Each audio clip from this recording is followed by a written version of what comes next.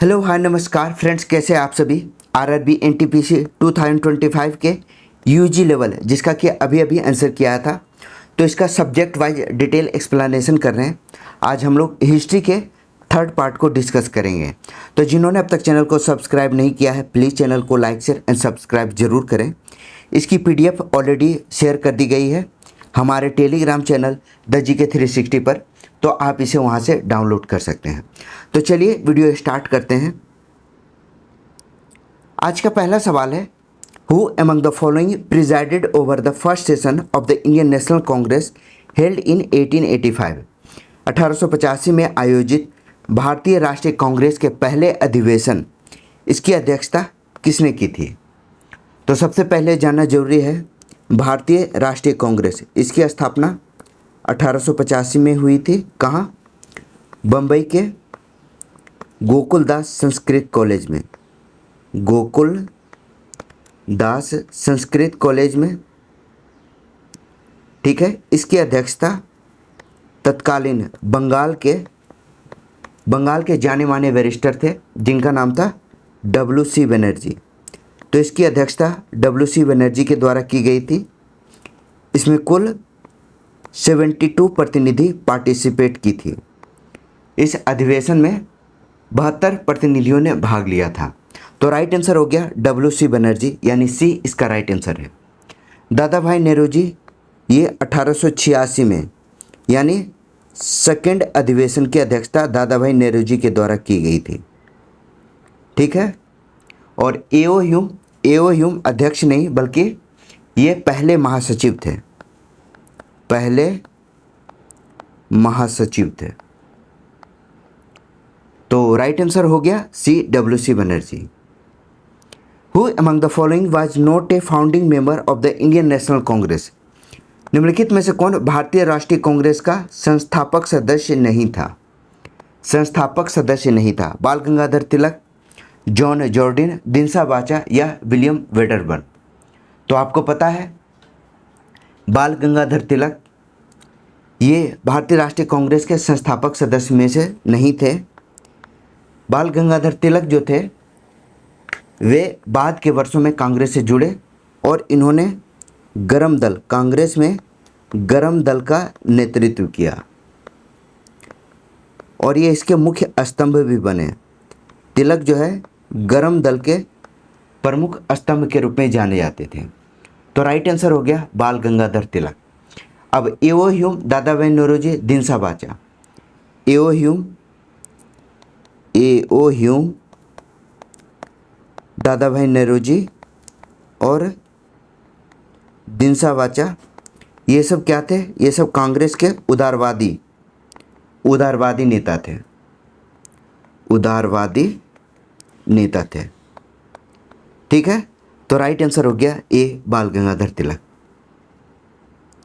How did Syed Ahmad Khan Aligarh movement differ from the Arya Samaj. Syed Ahmad Khan का अलीगढ़ आंदोलन आर्य समाज से किस प्रकार भिन्न था। तो सबसे पहले सर सैयद अहमद खान, यह कौन थे? तो इन्हें भारतीय मुस्लिमों के आधुनिकीकरण के लिए जाना जाता है। मुस्लिमों के आधुनिकीकरण के लिए इन्हें जाना जाता है। ठीक है। इन्होंने आधुनिक शिक्षा और विज्ञान के अध्ययन की वकालत की। 1875 में मोहम्मडन एंग्लो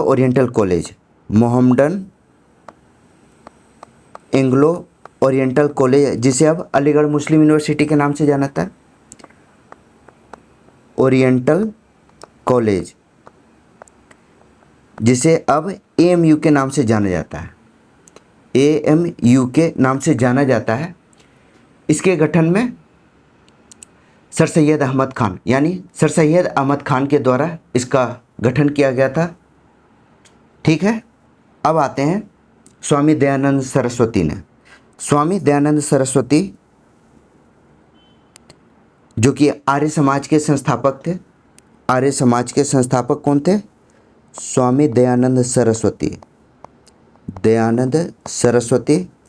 इन्होंने 1875 में आर्य समाज के द्वारा आर्य समाज इनका संगठन था। तो आर्य समाज के द्वारा हिंदू धर्म में सुधार के लिए वेदों की ओर लौटो का नारा दिया।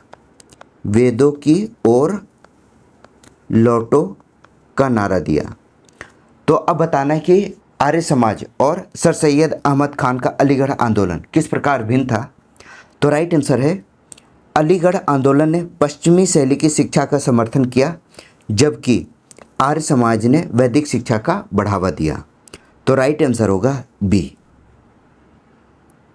ठीक है, next, which event directly triggered the British Bengal confederation that culminate in the battle of Plassey 1757। किस घटना ने सीधे तौर पर ब्रिटिश बंगाल टकराव को जन्म दिया और इसके परिणाम स्वरूप 1757 का प्लासी का युद्ध हुआ। ऑप्शन है सिराजुद्दौला के द्वारा कलकत्ता पर कब्जा और ब्रिटिश कारखानों पर हमला। ठीक है, तो आपको पता है 1756 में बंगाल का जो नवाब थे, बंगाल के नवाब ये कौन थे? तो ये थे सिराजुद्दौला। सिराजुद्दौला बंगाल के नवाब थे। उन्होंने अंग्रेज़ों के द्वारा, जो कि अंग्रेज़ों ने क्या किया था, कासिम बाज़ार फैक्ट्री की सैन्य किलेबंदी की थी। कासिम बाज़ार फैक्ट्री की किलेबंदी की थी। ठीक है, जिसका सिराजुद्दौला ने विरोध किया। सिराज ने इसका विरोध किया। ठीक है, और नवाब ने कासिम बाज़ार पर हमला कर लिया और जो कलकत्ता में फोर्ट विलियम था उस पर कब्जा कर लिया। तो ए इसका राइट आंसर है, capture of Calcutta and attack on British factories by Sirajuddaula. इसके पीछे का पर्पस क्या था, मतलब कारण क्या था? क्योंकि अंग्रेज़ जो थे वह किलेबंदी कर रहे थे। कौन कौन? कलकत्ता और फोर्ट विलियम की। कलकत्ता और फोर्ट विलियम की। अब नवाब चूँकि सिराजुद्दौला थे, उनके लिए यह असहनीय था, इसलिए नवाब ने इस पर कब्जा कर लिया। ब्रिटिश कंपनी इससे क्रोधित हो गई और सीधे तौर पर यह 23 जून 1757 के प्लासी के युद्ध का कारण बना। ठीक है, तो ए इसका राइट आंसर है। Which factor led to the Mysore rebellion of 1830-31 against the restored Wodeyar administration. पुनर्स्थापित वाडियार प्रशासन के खिलाफ 1830-31 के मैसूर विद्रोह का कारण क्या था? ऑप्शन है सिंचाई का विस्तार, जिसने कृषि की देय राशि की लागत को कम कर दिया। सेकंड है बढ़ा हुआ राजस्व दबाव, जिसने अंततः काश्तकारों यानी किसानों पर बोझ डाला। Increase revenue pressure that ultimately burden cultivators. तो बी इसका राइट आंसर है। तो आपको पता है टीपू की मृत्यु हो गई थी, टीपू सुल्तान की मृत्यु थर्ड आंग्लो मैसूर के युद्ध के बाद हो गई थी। 1799 में थर्ड आंग्लो मैसूर युद्ध के दौरान ही हो गई थी। तो अंग्रेज़ों ने क्या किया, मैसूर पर कब्जा कर लिया। टीपू सुल्तान की मृत्यु के बाद मैसूर पर अंग्रेज़ का कब्जा हो गया और इस पर उन्हें वाडियार राजा को गद्दी पर बैठाया। वाडियार राजा को गद्दी पर बिठाया और उन पर सहायक संधि थोप दी, जिसके कारण भारी राजस्व की डिमांड हो गई और वाडियार जो थे वह जबरन या जो कहें ब्रिटिश आदेश पर, ब्रिटिश मांग पर किसानों पर अत्यधिक टैक्स लगाया, अत्यधिक भू राजस्व के लिए मजबूर किया, जिसके बाद किसानों ने इसका विरोध किया। ठीक है, तो मैसूर विद्रोह का कारण यही था। बी इसका राइट आंसर है। अगला सवाल है what promoted the Kol uprising the Chota Nagpur reason during 1831-32। 1831-32 के दौरान छोटा नागपुर क्षेत्र में कोल विद्रोह का कारण क्या है? कोल विद्रोह क्वेश्चन में ही लिखा हुआ है, यह छोटा नागपुर क्षेत्र में हुआ था। इसका सबसे बड़ा कारण था जनजातीय भूमियों का हस्तांतरण और साहूकारों तथा व्यापारियों की घुसपैठ। बी इसका राइट आंसर है। अब इसकी डिटेल्स में जाते हैं।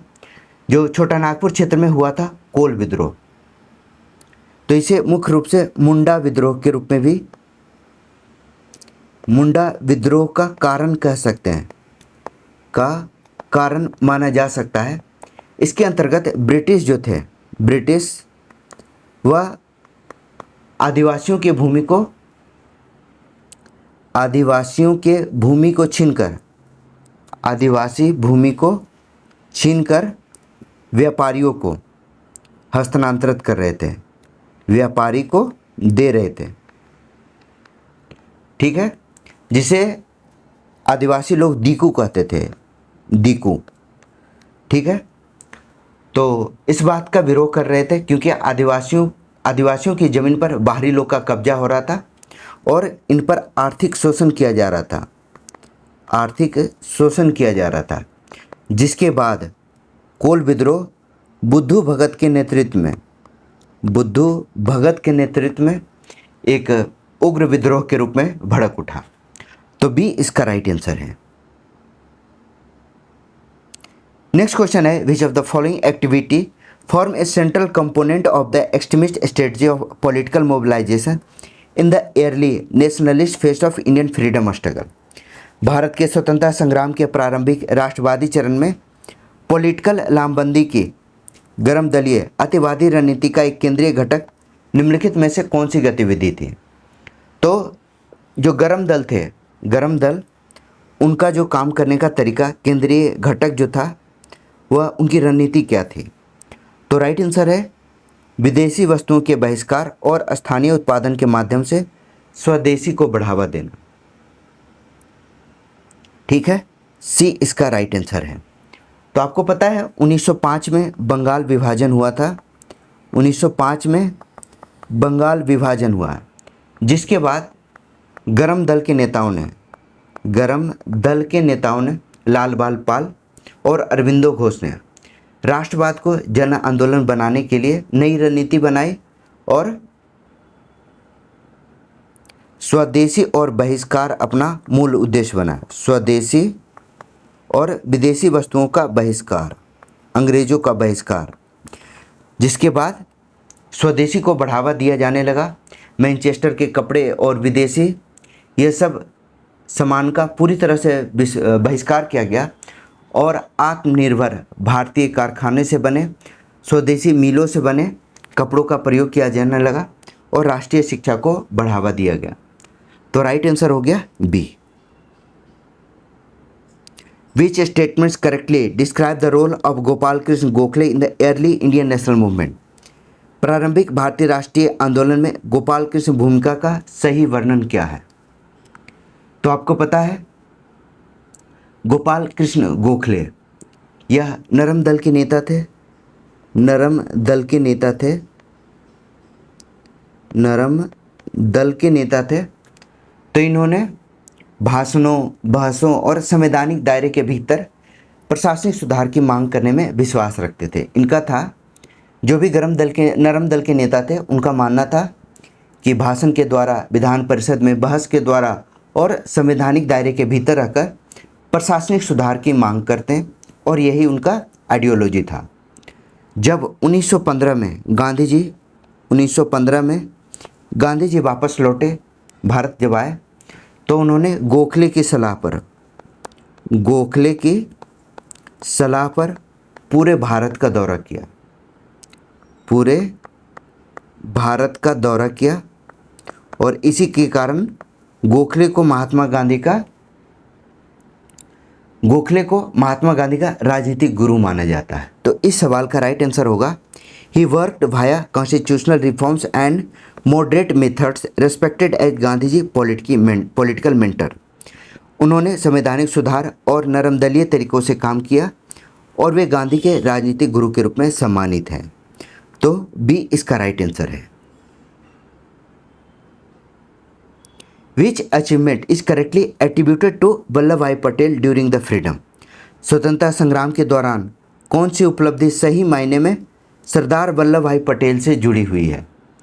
तो स्वतंत्रता संग्राम की बात हो रही है, तो पटेल के नाम से आपको पता है बारदोली सत्याग्रह का नेतृत्व किया गया था। पटेल ने leading the Bardoli Satyagraha that establish him as the Sardar. 1928 में गुजरात के बारदोली में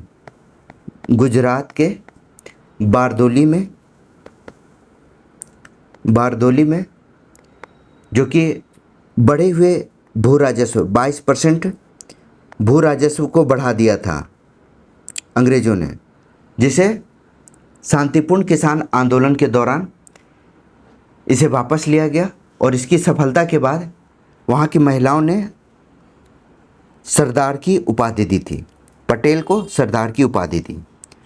तो सी इसका राइट आंसर है। Why was the partition of Bengal widely oppose by Indian nationalist.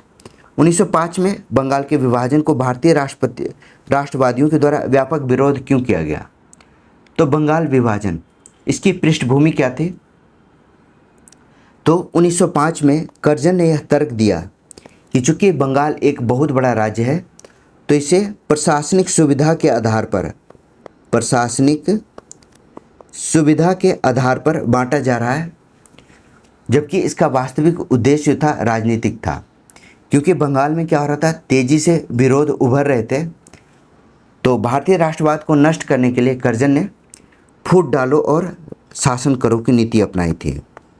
फूट डालो और शासन करो की नीति अपनाई, और बंगाल जो कि हिंदू बाहुल क्षेत्र था और पश्चिमी बंगाल यह मुस्लिम बाहुल क्षेत्र था, तो सांप्रदायिकता का दरार इससे पैदा किया गया। सांप्रदायिकता का दरार पैदा किया गया और बंगाल को दो भागों में विभाजित किया गया।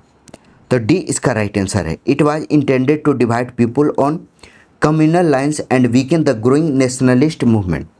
इसका उद्देश्य लोगों को सांप्रदायिक आधार पर विभाजित करना और बढ़ते राष्ट्रवादी आंदोलन को कमजोर करना था। तो डी इसका राइट आंसर है।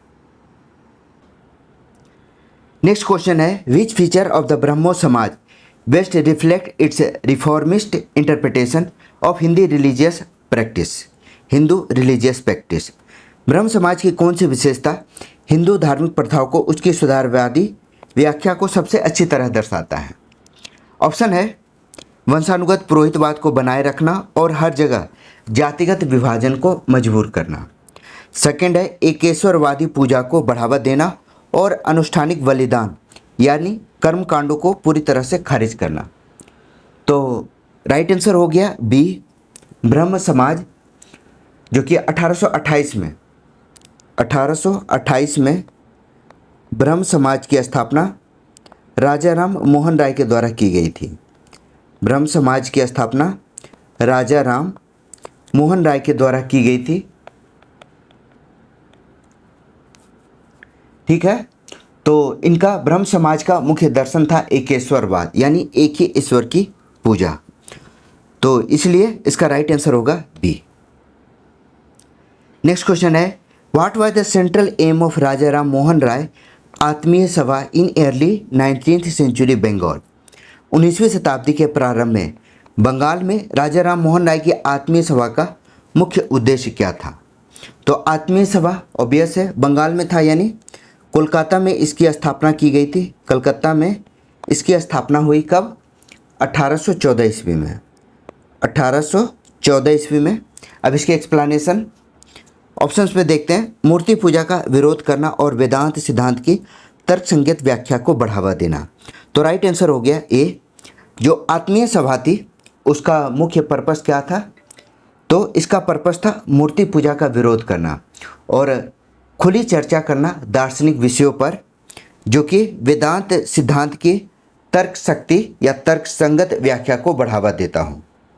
ठीक है, तो राइट आंसर हो गया ए। अगला सवाल, which outcome resulted from the Indian council act of 1909 Morley Minto reforms. भारतीय परिषद अधिनियम 1909 मार्ले मिंटो सुधार का क्या परिणाम हुआ? तो 1909 के अधिनियम को मार्ले मिंटो अधिनियम कहा जाता है। ठीक है, इसके अंतर्गत केंद्रीय और प्रांतीय विधान परिषद के केंद्रीय और प्रांतीय विधान परिषद के सदस्यों की संख्या में विस्तार किया गया। परिषद की सदस्य संख्या में विस्तार किया गया। ठीक है, ऑप्शन पे आते हैं। इसने विधायी परिषदों का विस्तार किया। वायसराय की कार्यकारी परिषद में भारतीयों का प्रवेश और नई विचार विमर्श शक्तियां स्थापित की गई, मतलब उन्हें शक्तियां दी गई। तो राइट आंसर है C, expansion of legislative council, admission of Indians to viceroy executive council and new deliberative powers. तो वायसराय की कार्यकारी परिषद में शामिल करने का प्रावधान किया गया, जिसके अंतर्गत सत्येंद्र प्रसाद सिन्हा को पहला कानून सदस्य के रूप में शामिल किया गया। पहला कानून सदस्य के रूप में शामिल किया गया और ये पहले भारतीय कानून सदस्य बने। अब परिषद को बजट पर बहस करने और पूरक प्रश्न पूछने की भी शक्तियां दी गई। तो सी इसका राइट आंसर है। The French east India company main settlement in India was located at which palace. Bharat में फ्रांसीसी ईस्ट इंडिया कंपनी, इसकी मुख्य बस्ती जो थी वह कहाँ स्थापित हुई थी? तो फ्रांसीसी भारत में 1674 में पौंडीचेरी में अपनी बस्ती स्थापित की, पौंडीचेरी में अपनी कोठी स्थापित की।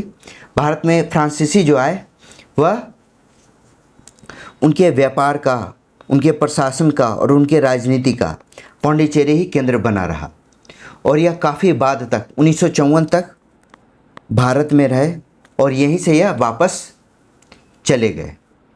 तो राइट आंसर क्या होगा? राइट आंसर है डी, पौंडीचेरी। ठीक है, अगला सवाल। The Dutch lost influence in India mainly due to their defeat by which European power. Dutch Bharat में किस यूरोपीय शक्ति से पराजित होने के कारण अपना प्रभाव खो बैठे? तो आपको पता है डचों का सीधा मुकाबला अंग्रेज़ों के बीच हुआ था। अंग्रेज़ों के बीच संघर्ष जो है इनका काफ़ी लंबा चला। अंग्रेज़ों के बीच लंबा संघर्ष चला। उसके बाद बेदारा के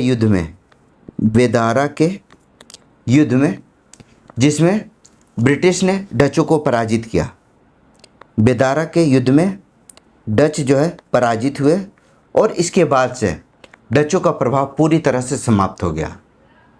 ठीक है, और डच जो है वह सिर्फ और सिर्फ इंडोनेशिया के मसाला व्यापार पर केंद्रित रहे। ठीक है, मसाला द्वीप, इंडोनेशिया को मसाला द्वीप भी कहा जाता है, तो बस इंडोनेशिया तक ही यह सीमित कर लिया अपने आप को। तो राइट आंसर हो गया ब्रिटिश, यानी सी इसका राइट आंसर है।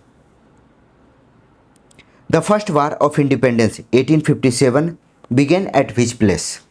स्वतंत्रता का प्रथम संग्राम 1857 सिपाही विद्रोह मंगल पांडे ने मार्च 1857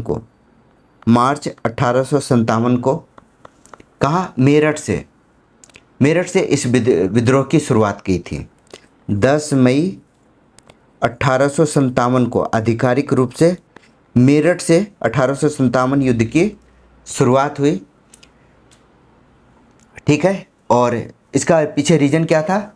तो यहाँ के सैनिकों को चर्बी युक्त कारतूस का प्रयोग करना था, जिसका लोग विरोध कर दिया। तो राइट आंसर हो गया मेरठ, यानी सी।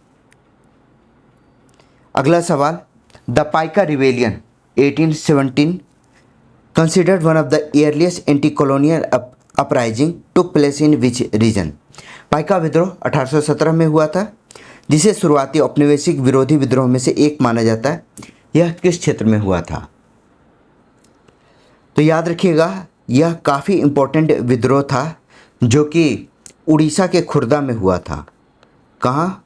ओडिशा के खुर्दा में हुआ था, जो कि राजाओं के पारंपरिक पैदल सैनिक जो पाइक जो थे वह राजा के पुराने जो राजा थे, राजा के पैदल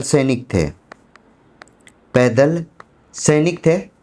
इन्हें कृषि भूमि जो है मुफ्त में मिली थी। कृषि भूमि मुफ्त में मिली थी।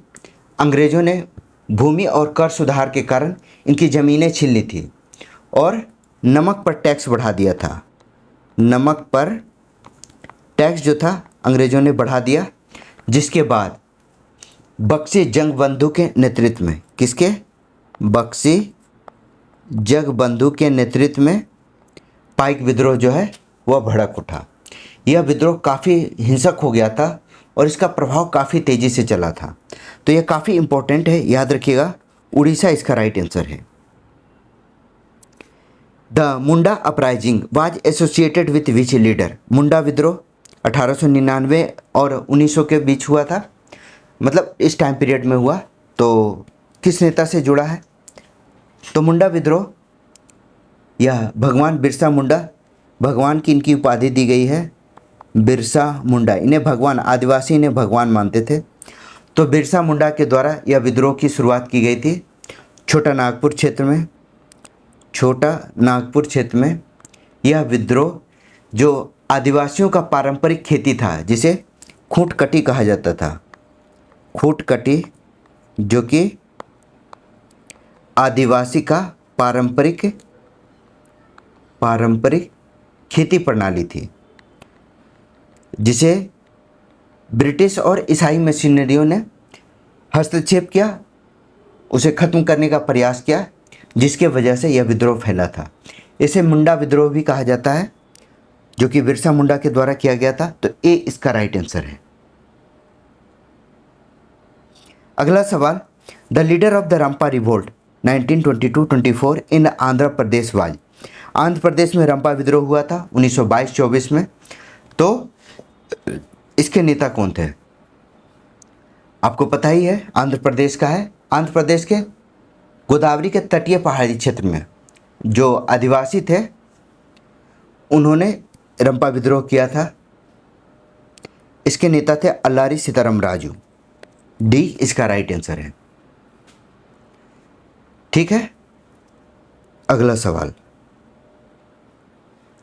नेक्स्ट क्वेश्चन है, what was the fundamental change introduce by the extremist leader in Indian nationalism?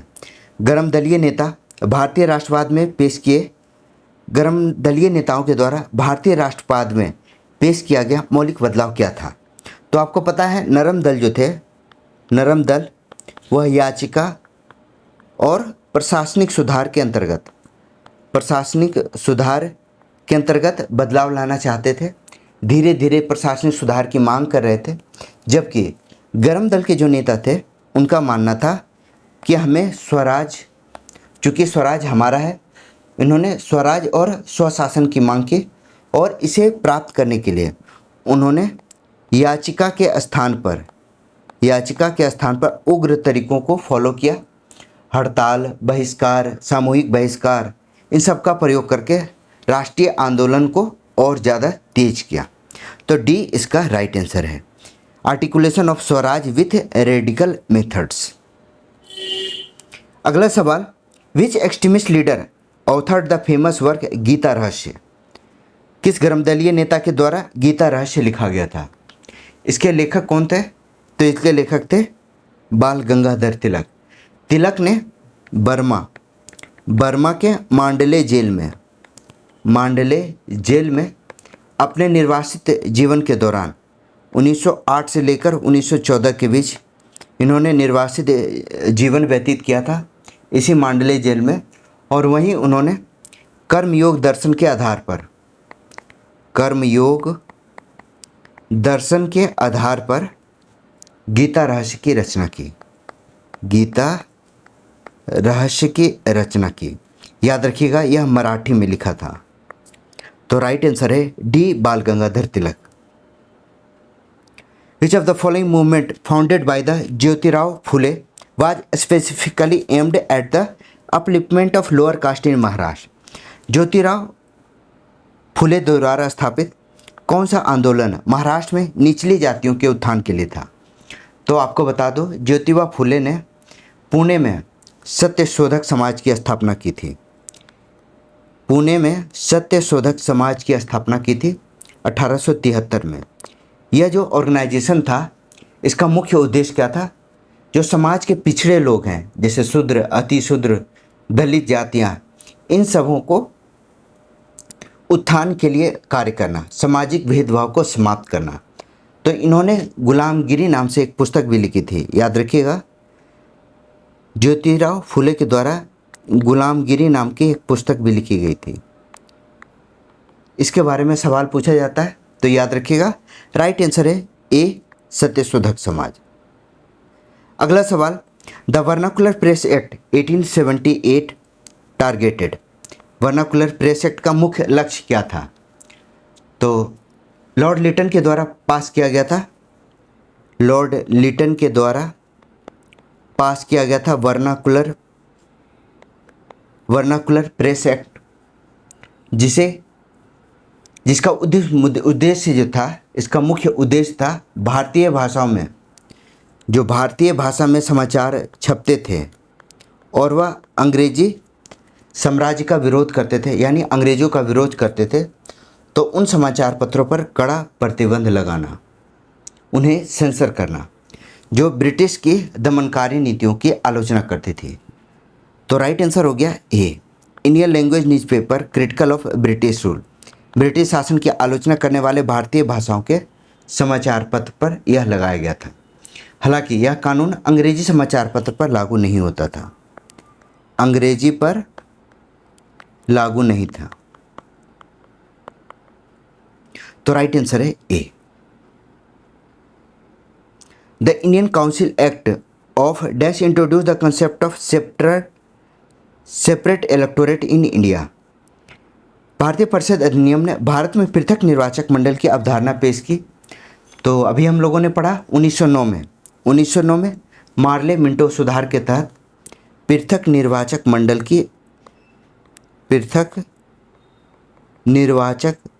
की स्थापना की। ठीक है, इसके तहत मुस्लिम सदस्यों का चुनाव केवल मुस्लिम मतदाता कर सकते थे।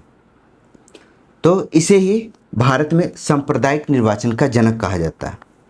सांप्रदायिक निर्वाचन का जनक माना जाता है मार्ले मिंटो रिफॉर्म को। तो बी इसका राइट आंसर है। When was the Congress socialist party form with in the Indian national Congress. भारतीय राष्ट्रीय कांग्रेस के भीतर कांग्रेस सोशलिस्ट पार्टी, इसकी स्थापना की गई। कब की गई? तो यह 1934 में, अक्टूबर 1934 में बम्बई में इसकी स्थापना की गई। इसका गठन कांग्रेस के समाजवादी विंग ने किया था, जिसमें आचार्य नरेंद्र देव, जयप्रकाश नारायण और राम मनोहर लोहिया जैसे लोग थे। तो इसका राइट आंसर क्या है? इसका राइट आंसर है 1934। यह जो कांग्रेस सोशलिस्ट पार्टी थी, इसका उद्देश्य क्या था? राष्ट्रीय आंदोलन को समाजवादी दिशा देना। तो डी इसका राइट आंसर है। The Morley Minto reforms were introduced by the British government in India in कब? 1909 में। मार्ले मिंटो सुधार कब लागू हुए? 1909 में। The gateway of India was built to commemorate the visit of. Gateway of India का निर्माण किसकी यात्रा के स्मृति में हुआ था? तो यह गेटवे ऑफ इंडिया, इसकी आधारशिला मार्च 1911 में रखी गई थी। मार्च 1911 में इसकी आधारशिला रखी गई थी ब्रिटिश सम्राट जॉर्ज पंचम और महारानी मेरी के आगमन पर। जॉर्ज पंचम और महारानी जो कि दिल्ली दरबार में शामिल होने के लिए आने वाली थी, दिल्ली दरबार में, तो उनके स्वागत के लिए यह बनाया गया था। इसके वास्तुकार जो थे, गेटवे ऑफ इंडिया के वास्तुकार, जिसका नाम था जॉर्ज विटेट, इसके वास्तुकार थे। तो राइट आंसर हो गया C. What was the primary objective of Pandit Ramabai work. Pandit Ramabai का प्राथमिक उद्देश्य क्या था? तो इन्होंने महिला शिक्षा और अधिकारिता पर काफ़ी अच्छा काम किया है। तो राइट आंसर होगा B, women education and empowerment. Bharat में महिलाओं के शिक्षा और अधिकारिता पर पंडित रमाबाई, जो कि समाज सुधार के एक महान अग्रदूत के रूप में काम की थी। इन्होंने 1889 में रमाबाई के द्वारा शारदा सदन की स्थापना की गई थी।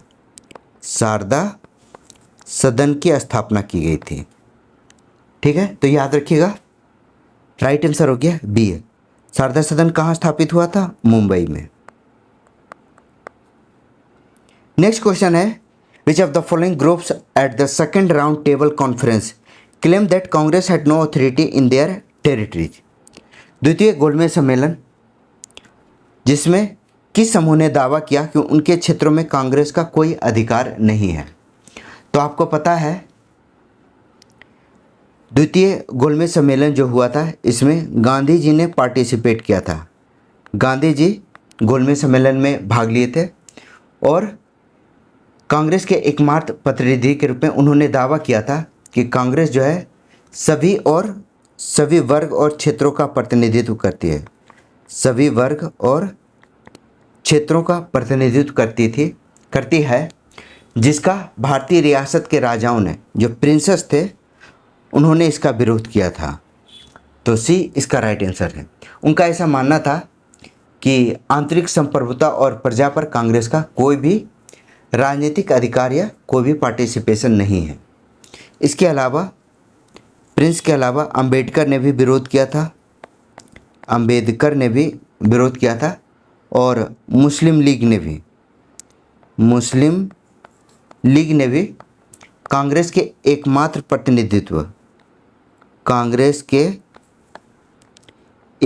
प्रतिनिधित्व को चुनौती दी थी, प्रतिनिधित्व को नहीं माना। तो सी इसका राइट आंसर है। What was one main demand of the Muslim League that was accepted by the British government in 1909? 1909 में ब्रिटिश सरकार के द्वारा मुस्लिम लीग के एक मांग स्वीकार की गई। मुस्लिम लीग की एक मुख्य मांग क्या थी? तो 1906 में आगा खां के नेतृत्व में मुस्लिम शिष्टमंडल जो था वह वायसराय मिंटो से मिला था और उन्होंने मुसलमानों के लिए विशेष राजनीतिक अधिकार की मांग की थी और मुस्लिमों के लिए पृथक निर्वाचक मंडल की जो उनकी मांग थी उसे स्वीकार कर लिया गया था। तो बी इसका राइट आंसर है। What was Raja Ram Mohan Roy greatest social achievement? Raja Ram Mohan Roy की सबसे बड़ी सामाजिक उपलब्धि क्या है? तो आपको पता है 1829 में लॉर्ड विलियम बेंटिक के साथ इन्होंने मिलकर सती प्रथा का उन्मूलन कराया था रेगुलेशन 17 के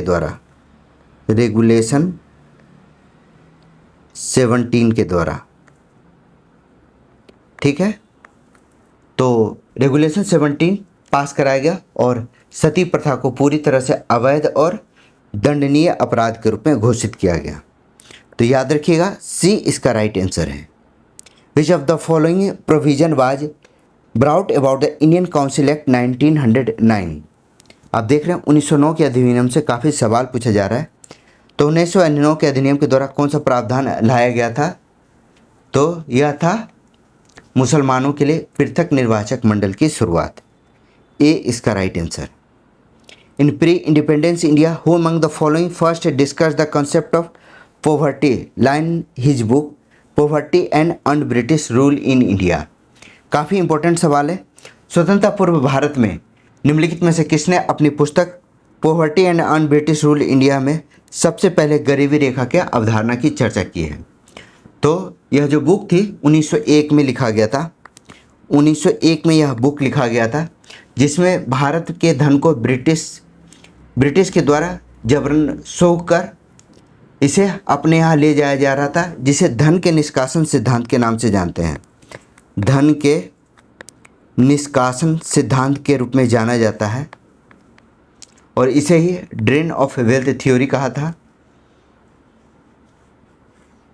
पहली बार गरीबी रेखा का जो मूल्यांकन किया गया था और 20 रुपये सालाना, 20 रुपये सालाना उस समय प्रति व्यक्ति आय मापी गई थी, प्रति व्यक्ति आय मापी गई थी प्रति वर्ष।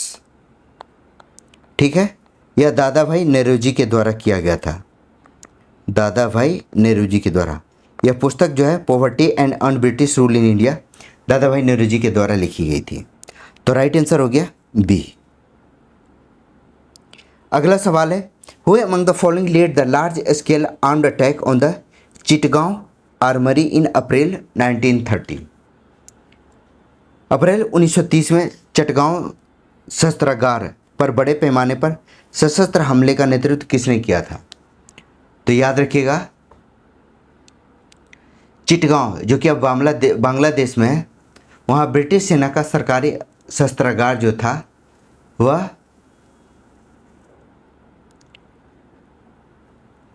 सरकारी शस्त्रागार था जिस पर हमला किया गया। किसके द्वारा? तो इसके हमला करने में महत्वपूर्ण क्रांतिकारी जो थे वो थे सूर्यसेन। सूर्यसेन ने हमला किया, जिन्हें मास्टर दा के नाम से जानते हैं।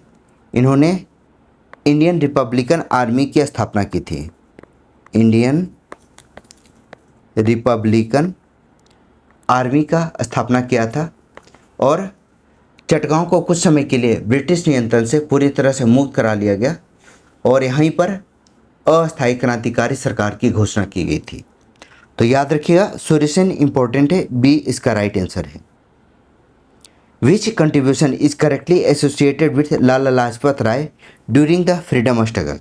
स्वतंत्रता संग्राम के दौरान कौन सा योगदान सही मायने में लाला लाजपत राय से जुड़ा हुआ था? तो आपको पता है, लाला लाजपत राय जो कि साइमन कमीशन का विरोध करते करते इन्हें लाठियाँ पड़ी थी, जिसके बाद इनकी मृत्यु हो गई थी। तो ए इसका राइट आंसर है। साइमन कमीशन विरोधी प्रदर्शन का नेतृत्व करना, जहां वो घातक रूप से घायल हुए थे। साइमन कमीशन जो कि 1928 में लाहौर पहुंचा था, 1928 में लाहौर पहुंचा। चूँकि इसमें 7 सदस्य थे, 7 जो थे वह अंग्रेज़ थे। इसी के कारण चूँकि भारतीयों के भविष्य का निर्धारण होना था, तो लोगों ने साइमन गो बैक का नारा किया था, साइमन गो बैक का नारा लिया था, क्योंकि एक भी इसमें भारतीय सदस्य नहीं थे। और इसी के दौरान लाला लाजपत राय पर लाठीचार्ज की गई थी, गंभीर चोटें लगी थी और उनका देहांत हो गया था। इसी प्रोटेस्ट में या इसी विरोध में लाला लाजपत राय ने कहा था, मेरे शरीर पर पड़ी एक एक लाठी ब्रिटिश साम्राज्य के ताबूत की कील साबित होगी। तो इम्पोर्टेंट क्वेश्चन है, ए इसका राइट आंसर है। Where was the capital of the Estado da India located. Estado da India यह किसका कैपिटल था? इसकी राजधानी कहाँ स्थित थी? तो सबसे पहले इस्टाडो द इंडिया क्या था? यह अल्बुकर्क के द्वारा भारत में पुर्तगाली साम्राज्य की आधिकारिक प्रशासनिक इकाई थी। पुर्तगाली साम्राज्य की आधिकारिक प्रशासनिक इकाई, आधिकारिक प्रशासनिक यूनिट था, जिसे इस्तादो द इंडिया कहा जाता था। याद रखिएगा, यह पुर्तगालियों से संबंधित था। अल्बुकर्क ने गोवा जीता था और बीजापुर के सुल्तान से गोवा जीता था और पुर्तगाली साम्राज्य की आधिकारिक राजधानी कोचीन से बदलकर गोवा कर दी गई। पहले कोचीन था, अब बदल दिया गया, गोवा बन गया। तो राइट आंसर हो गया ए, गोवा। अगला सवाल, which prominent Indian reformer founded the Poona Sarvajanik Sabha during the Indian national movement. भारतीय राष्ट्रीय कांग्रेस के दौरान, भारतीय राष्ट्रीय आंदोलन के दौरान किस भारतीय समाज सुधारक ने पूना सार्वजनिक सभा की स्थापना की? आसान सा सवाल है। पूना सार्वजनिक सभा है, इसके संस्थापक थे गोविंद रानडे, महादेव गोविंद रानडे। इन्हें यह संस्था जो थी वह ब्रिटिश सरकार के बीच एक मध्यस्थ के रूप में कार्य करती थी, किसान और आम नागरिकों के साथ। ठीक है, तो राइट आंसर होगा गोविंद रानडे। गोविंद रानडे को पश्चिमी भारत के सांस्कृतिक पुनर्जागरण का अग्रदूत माना जाता है। सांस्कृतिक पुनर्जागरण का अग्रदूत माना जाता है। तो राइट आंसर है D, Govind Ranade. Who among the following was a prominent moderate leader of the Indian national Congress? भारतीय राष्ट्रीय कांग्रेस के एक प्रमुख नरम दलीय नेता कौन थे? सुभाष चंद्र बोस, तिलक, भगत सिंह या फिरोज शाह मेहता? तो राइट आंसर है फिरोज शाह मेहता। फिरोज शाह मेहता को बम्बई का शेर कहा जाता था। बम्बई का शेर कहा जाता था। कांग्रेस के प्रारंभिक दौर के सबसे प्रभावशाली नेता में से एक थे, चूँकि यह नरम दल से संबंधित है। ठीक है, तो इन्होंने कांग्रेस की अध्यक्षता भी की थी 1890 में। 1890 में कलकत्ता अधिवेशन की अध्यक्षता की थी। अधिवेशन की अध्यक्षता की। तो राइट आंसर हो गया D. Gopal Krishna Gokhale went to England in 1897 to give evidence before which commission? Gopal Krishna Gokhale 1857 में किस आयोग के समक्ष साक्ष्य देने के लिए इंग्लैंड गए थे? तो याद रखिएगा, ब्रिटिश सरकार में जो भारत के सैन्य खर्चे होते थे, सैन्य और प्रशासनिक खर्चों के जांच के लिए एक आयोग बनाया गया था जिसका नाम था वेल्वी आयोग। वास्तव में इसका नाम जो था वह था royal commission on Indian expenditure. Royal commission of Indian expenditure. तो इसके अध्यक्ष जो थे वेल्वी थे, इसलिए इस आयोग को वेल्वी आयोग के नाम से जाना जाता है। तो यह आयोग जो था, इसी के सामने 1897 में गोपाल कृष्ण गोखले और दिनसा वाचा एविडेंस देने के लिए लंदन गए थे। काफ़ी इंपॉर्टेंट सवाल है, बी इसका right answer. How did Aurobindo Ghosh contribute to the extremist phase of the Indian national movement? Aurobindo Ghosh ने भारतीय राष्ट्रीय आंदोलन के गर्म दलीय चरण में कैसे योगदान दिया? तो इन्होंने राष्ट्रवाद को आध्यात्मिकता से जोड़कर निष्क्रिय प्रतिरोध और बहिष्कार को बढ़ावा दिया। तो अरविंदो घोष को निष्क्रिय प्रतिरोध, न्यू लैंड्स फॉर ओल्ड और वंदे भारत के माध्यम से इन्होंने पैसिव रेजिस्टेंस का बढ़ावा दिया। तो राइट आंसर है ए, राष्ट्रवाद को आध्यात्मिक आदर्शों से जोड़कर निष्क्रिय प्रतिरोध और बहिष्कार को बढ़ावा देना। अगला सवाल, the Kakori train robbery of August 1925 was organized by the? अगस्त 1925 में काकोरी ट्रेन डकैती किसके द्वारा की गई थी? यह जो आयोजन था वह किसके द्वारा किया गया था? तो इसका राइट आंसर क्या होगा? इसका राइट आंसर है डी, संयुक्त प्रांत में हिंदुस्तान रिपब्लिकन एसोसिएशन के द्वारा। इसे शॉर्ट में HRA कहा जाता है। तो याद कीजिए, 9 अगस्त 1925 को लखनऊ के पास काकोरी, जहाँ पर रेलवे स्टेशन पर क्रांतिकारियों ने सरकारी खजाना ले जा रही थी। उस ट्रेन का नाम था 8 डाउन पैसेंजर, जिसे पैसेंजर को रोककर लूट लिया गया। और इस घटना को काकोरी ट्रेन एक्शन कहा जाता है। ट्रेन डकैती नहीं, काकोरी ट्रेन एक्शन कहा जाता है। और इसमें प्रमुख क्रांतिकारी कौन कौन थे? राम प्रसाद बिस्मिल, अशफाक उल्ला खान, चंद्रशेखर आज़ाद,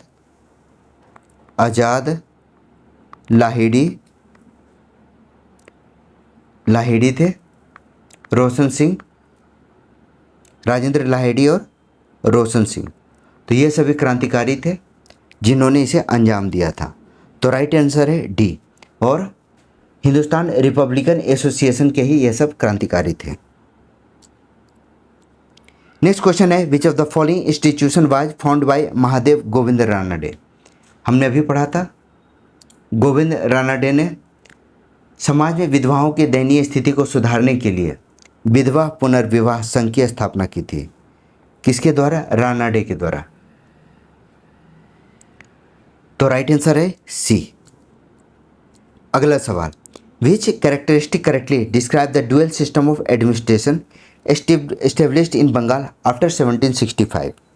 1765 में बंगाल में द्वैध शासन प्रणाली स्थापित हुई। तो इसे कौन सबसे अच्छी तरह से वर्णन करता है? द्वैध शासन प्रणाली का मतलब क्या होता है? तो राइट आंसर है बी। राजस्व की शक्तियाँ कंपनी के पास थी, जो टैक्स वसूलने की शक्तियाँ थी वह कंपनी के पास थी, और प्रशासनिक जिम्मेदारी नवाब के पास, जिसे द्वैध शासन कहा जाता था। ठीक है, रॉबर्ट क्लाइव ने द्वैध शासन प्रणाली की जो शुरुआत यही किया था क्लाइव ने। तो राइट आंसर क्या है? राइट आंसर है B. Who were the founding member of servant India society along with Gopal Krishna Gokhale. Gokhale के साथ सर्वेंट ऑफ इंडिया सोसाइटी के संस्थापक सदस्य कौन थे? तो नाम था नतेश अप्पाजी द्रविड़, गोपाल कृष्ण देवधर और अनंत विनायक पटवर्धन। तो बी इसका राइट आंसर है। How did the swadeshi movement aim to counter British policy after 905। 1905 के बाद स्वदेशी आंदोलन का उद्देश्य ब्रिटिश नीतियों का मुकाबला करना कैसे था? तो 1905 के बाद स्वदेशी उद्योग को बढ़ावा देकर और विदेशी उत्पाद को खारिज करके इसका टारगेट रखा गया स्वदेशी आंदोलन का, कि स्वदेशी उद्योगों का बढ़ावा दिया जाए और विदेशी उत्पादों को खारिज किया जाए, जिससे ब्रिटेन में जो बड़ी मात्रा में मशीनों से चीज़ें तैयार हो रही थी और उसे भारत में लाकर उसे खर्च किया जा रहा था, उस पर रोक लगाया जाए, विदेशी कपड़े वस्तुएं इस सब का त्याग किया जाए, जिससे क्या होगा? भारतीय पूंजीपति और कारीगरों को बढ़ावा मिलेगा। तो ए इसका राइट आंसर है। The government of India act 1935 provided. Bharat सरकार अधिनियम 1935 ने क्या योगदान दिया? तो प्रांतीय स्वायत्ता और संघीय ढांचा, यह दोनों जो था वह भारत सरकार अधिनियम का प्रमुख हिस्सा था। प्रांत में द्वैध शासन और संघीय ढांचा के रूप में अखिल भारतीय संघ की स्थापना। अखिल भारतीय संघ की स्थापना। तो राइट आंसर क्या होगा? इसका राइट आंसर है ए।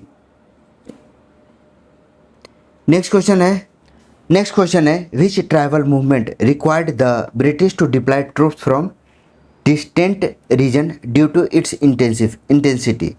अपनी तीव्रता के कारण किस जनजातीय आंदोलन को दबाने के लिए अंग्रेजों को दूर दराज के क्षेत्रों में सेना तैनात की आवश्यकता पड़ी थी? तो याद रखिएगा 1831-32 में कोल विद्रोह हुआ था।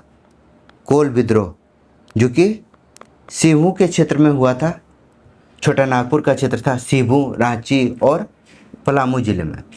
तो यह विद्रोह जो था इतना तीव्र भड़क उठा था कि इसके लिए अंग्रेज़ों को कलकत्ता, बनारस और दूर दराज के क्षेत्रों में पैदल और घुड़सवार जो सैनिक होते हैं उसे बुलाना पड़ा था। तो राइट आंसर है D. The Kol rebellion in सिबू चैलेंज ब्रिटिश अथॉरिटी। सिबू में कोल विद्रोह जिसने ब्रिटिश सत्ता को चुनौती दी थी। डी इसका राइट आंसर है। अगला सवाल है, in 1905 the swadeshi and boycott movement was formally proclaimed in the Bengal during meeting held at. 1905 में बंगाल में स्वदेशी और बहिष्कार आंदोलन की औपचारिक घोषणा किस बैठक में की गई थी? स्वदेशी और बहिष्कार आंदोलन की घोषणा कलकत्ता में टाउन हॉल में की गई थी, जिसमें जब 20 जुलाई 1905 को 20 जुलाई 1905 को कर्जन ने बंगाल विभाजन की घोषणा की। कर्जन बंगाल विभाजन की घोषणा की, तब स्वदेशी आंदोलन के अंतर्गत कलकत्ता टाउन हॉल में एक विशाल जनसभा का आयोजन किया गया और बहिष्कार प्रस्ताव पास किया गया। बहिष्कार आंदोलन का जो औपचारिक घोषणा है वो यहीं से हुई थी। तो डी इसका राइट आंसर है।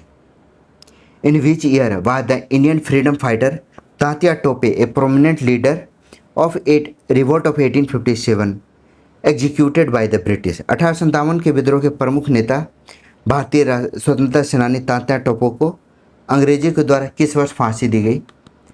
तो तात्या टोपे को फांसी दी गई थी 1859 में, 1859 में। तात्या टोपे का नाम क्या था? रामचंद्र पांडुरंग। रामचंद्र पांडुरंग, ठीक है। तो इन्होंने रानी लक्ष्मीबाई और नाना साहब के मिलकर अंग्रेज़ों के छक्के छुड़ाए थे, तो इसी के कारण इन्हें फांसी दी गई थी। तो डी इसका राइट आंसर है। What event cause Mahatma Gandhi to withdraw the non cooperation movement in February 1922? फरवरी 1922 में किस घटना के कारण महात्मा गांधी ने असहयोग आंदोलन को वापस ले लिया? तो याद रखिएगा 4-5 फरवरी 1922 में गोरखपुर ज़िला में है चौरी चौरा, जहाँ पर असहयोग आंदोलन के जो शांतिपूर्ण भीड़ थी उस पर पुलिस ने गोलियां चला दी थी, जिसके वजह से गुस्साए भीड़ ने क्या किया था? पुलिसकर्मियों पर हिंसक हमला कर दिया था। वास्तव में क्या हुआ था? जो थाना था उस पर आग लगा दी थी, जिसमें से कई पुलिसकर्मी जो थे वह मारे गए थे। तो गांधी जी इस हिंसा से दुखी हो गए थे और इन्होंने 12 फरवरी 1922 को असहयोग आंदोलन को वापस लेने का फैसला किया। तो राइट आंसर हो गया बी। तो ये था आरआरबी एनटीपीसी के अंडर ग्रेजुएट लेवल का आज हिस्ट्री का 3rd पार्ट। वीडियो कैसा लगा कमेंट सेक्शन में ज़रूर बताइए। चैनल को लाइक शेयर एंड सब्सक्राइब जरूर करें। मेरा नाम है Rahul Sinha. Thank you for watching.